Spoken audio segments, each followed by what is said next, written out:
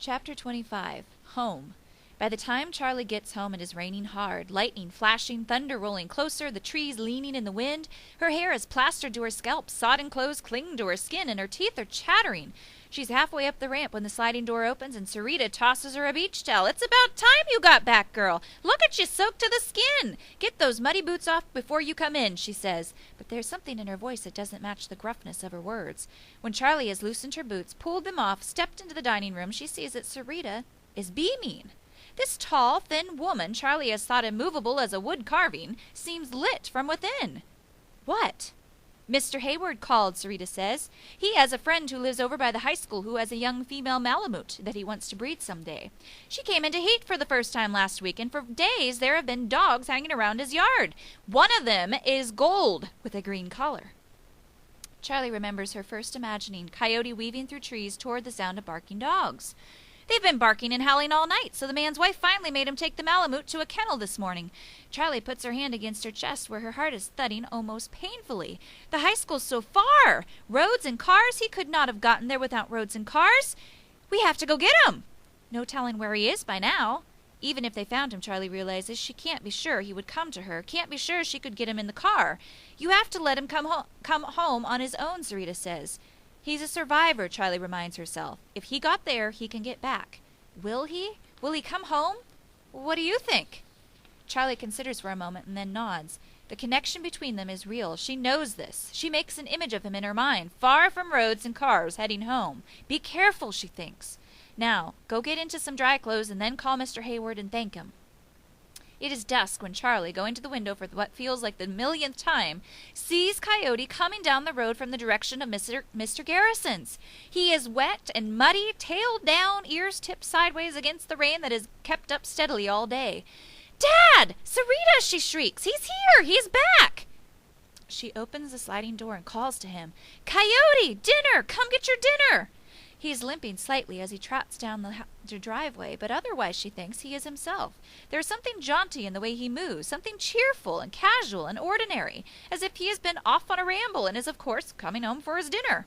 Charlie hurries to the kitchen, puts all the pieces of liver she has into the bowl that she has kept ready since she filled it with dry food the day he disappeared. When she carries it into the dining room, Coyote's standing on the ramp under the roof overhang. He shakes himself, splashing muddy water on the bricks on the glass of the door. "You're going to like this," she tells him as she puts the bowl down. He wags his sodden tail and looks up at her expectantly. He has been without food for 4 days, she thinks, and this food smells of liver, but he does not move toward it. "I can't eat, you know, until you back away from the bowl." "Don't you ever do that again," she says, and steps back into the house. Sarita is watching from the doorway to the kitchen. Paul Morgan has come into the dining room. He puts a hand on Charlie's shoulder, and they stand, watching Coyote eat. No way to hold him to that, you know. When Coyote has finished his meal, has settled himself beside the boxwoods to sleep, Charlie goes downstairs. She opens the door to the studio and turns on the light. Her mother took her favorite cameras with her to the rainforest, of course. They were lost in the crash, but somewhere here with her old equipment there will be the digital cameras she got and hardly used before she went away. Colleen Morgan hadn't wanted to work with digital cameras, hadn't wanted to let computers take over her world, but she didn't intend to be left behind either.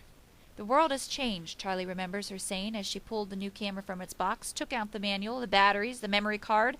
"I'll keep doing things my way, too, but I have to know what this new way has to offer." That is the camera Charlie intends to find. She will take pictures of Coyote tomorrow. She will make a disc of the pictures for school on Monday. When the other kids ask about the accident, about how she is now, how it feels to come back to school after so long away, she will have something else to talk about and something to show them. If a teacher asks her to write about her summer, she will create an illustrated report. She will call it Coyote Summer, and she will get an A. Charlie finds the camera in the second carton she opens. It has been packed away in its original box. Beneath this box, wrapped in bubble wrap, is one of her mother's old cameras. Maybe, she thinks, I will learn to use that one someday. She looks at the door to her mother's dark room, the sign hanging crooked from its nail. Maybe I'll learn about the dark rooms and the way you did the work you did. But for now, I'm going to make pictures this way. She notices the stack of books on the desk. All this time she had been sleeping in the studio, she has not noticed or thought about those books. Something should be done with them, she thinks. Whatever her mother wanted her photographs to accomplish, these books are wasted sitting down here in the dark. She takes 2 copies, tucks them under her arm. One she will put on the coffee table in the living room where it belongs. Maybe her father has forgotten it. Maybe he will want to remember. The other she will give to Sarita. At the door, before she switches off the light, Charlie looks back at the studio, at the framed photographs that are leaning against the leg of the table. She isn't ready to put them up in her room, she thinks. But someday she'll wake up in the morning in her own room with Coyote asleep on the floor next to her bed and see the fairy castle across the room. Someday she'll imagine again the little figure with iridescent wings. Chapter 26. 69 Days. It is the afternoon of day 69, Sunday, the last day of the summer vacation. School starts tomorrow and Amy's home. She called yesterday and Charlie talked to her, survived hearing her voice. She found herself laughing at Amy's stories about Becky Sue's crush on Adam, but she couldn't bring herself to invite Amy over, invite her to meet Coyote. He'll just run into the woods and hide, the way he always does with strangers, she explained. It is odd to think that Amy is a stranger to Coyote, and probably will be for a long time.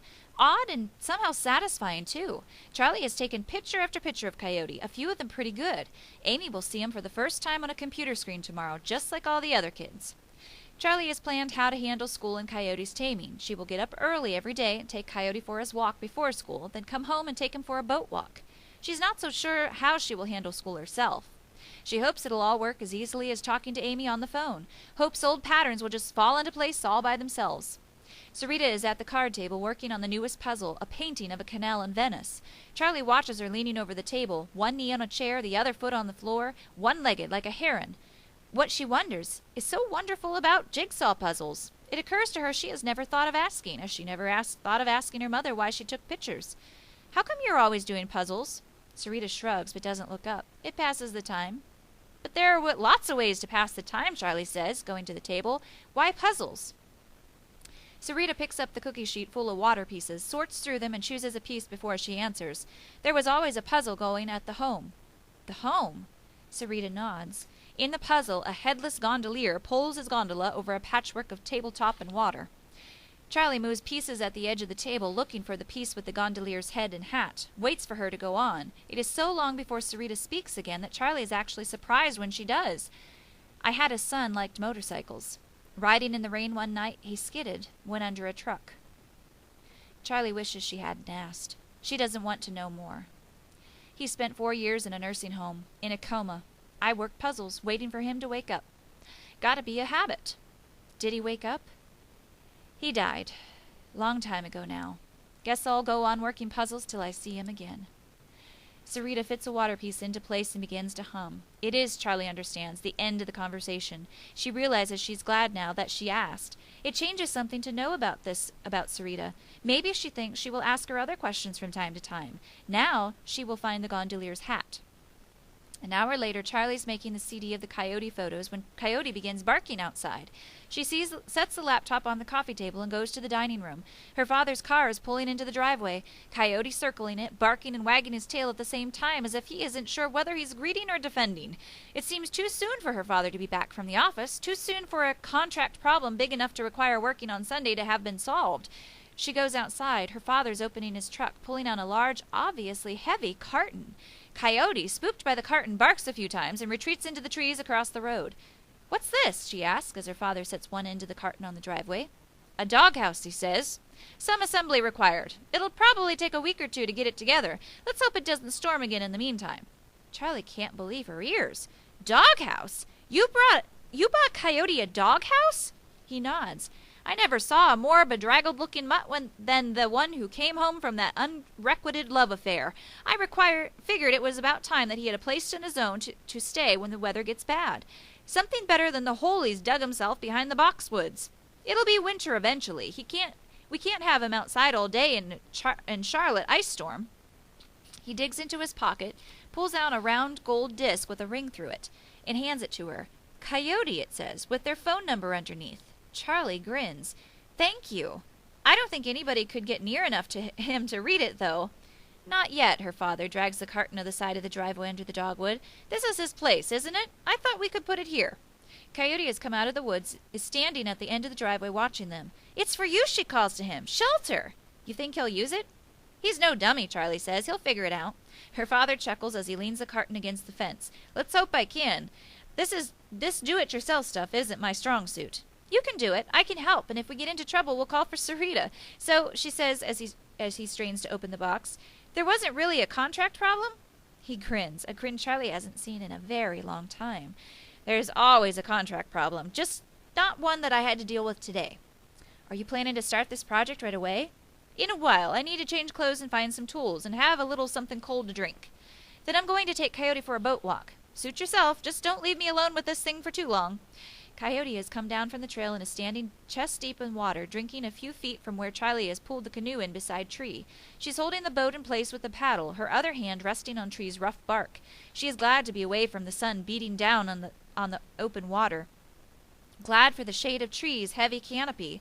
I go to school tomorrow, she says. She's used to speaking to Tree now, the way her mother did, used to the feeling of comfort she gets when she is in his presence. It'll be weird being back with all the kids. A dragonfly circles her head and flies off, its wings a silvery blur. There isn't going to be much time to work on the taming before Coyote has to have his heartworm treatment. You think he'll be okay? She doesn't get an answer, but it occurs to her that there is no point thinking about what will happen next. The future is anybody's guess. She never expected to lose her mother, to have an accident, to find a dog. What is important is that Coyote is here with her now. Stick with this one day. She can't tell whether it's a Tree or herself that she is listening to. You want some liver? She asked Coyote. At the sound of the word, his tail began to wag. Stepping carefully over submerged branches, he makes his way to the side of the canoe. She gives Tree a farewell pat, takes a piece of liver from her waist pack, and holds it out. Chew it this time, she says. You can't even taste it if you gulp it down. He snatches it and swallows. She sighs. I guess that's why they call it wolf in your food. She pats his head, rubs behind his ears. He stands still as she does this, his eyes meeting hers, and turns and picks his way back to shore. I love you, she thinks. Up the hill, a squirrel leaps from a tree to the ground, scuffling leaves, and Coyote's off, leaping over branches and down trees, barking his high-pitched squirrel bark. I'll be back, she tells Tree, and back paddles into deeper water. I'll be here. As she paddles along the shore, Charlie watches turtles drop off the logs where they had been sunbathing. A kingfisher smacks headfirst into the water and flies up to a tree branch with a small fish wiggling in its beak. A bullfrog thunders from the cove next to Crazy Sherman's house, and a great blue heron lifts itself heavily into the air when Coyote splashes his way through the shallows of Hawk Pond. It lands improbably on top of a pine tree, the branch beneath it bending and swaying under its weight. She really should take the camera when she goes out, she thinks. Beth Ann and Jeremy are on the swim raft with Sadie. Charlie, come swim! Not today, she says. I'm helping Dad build a doghouse. Coyote's one lucky wild dog, Mrs. Davis calls from her floating chair. Charlie sees that Coyote has come down to his usual place at the shore, sitting straight and tall when she first saw him. This afternoon sun seems to set his golden coat afire. Beautiful, she thinks. She'll take the picture to school tomorrow. But no photograph can show the kids who this dog really is. She paddles toward her dock. Come on, Coyote, she calls over her shoulder. Come home and watch us build your house. Then she turns around. He is already in the water, swimming doggedly after her, a glittering V of ripples spreading out behind him. Lucky, Charlie thinks, but not so very wild.